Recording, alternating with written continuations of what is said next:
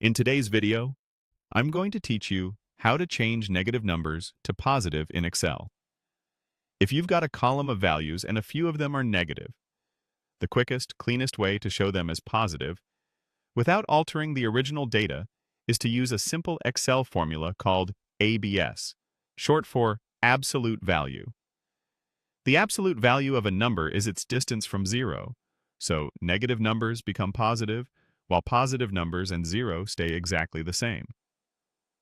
Start by clicking the cell where you want the positive version of your number to appear. Choosing an empty cell keeps your original data intact, which is helpful if you need to compare results later or use the original numbers in other calculations. This also makes your workflow safer and easier to audit because you're not overwriting anything. Next, type the formula equals ABS and then click the cell that contains the negative number you want to convert.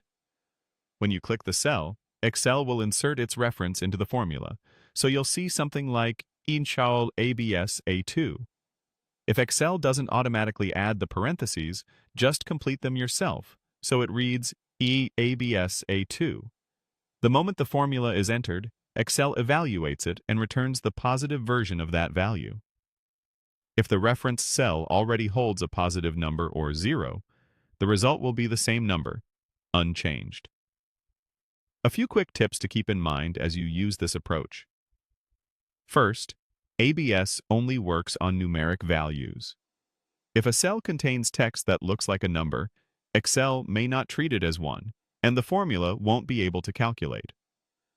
Also, ABS doesn't modify formatting. It simply returns the positive magnitude, so currency symbols, decimal places, and percentage formatting in your result cell will follow whatever formatting you've set there. Because this is a formula, your result updates automatically whenever the original value changes, which is great for dynamic models and ongoing reports.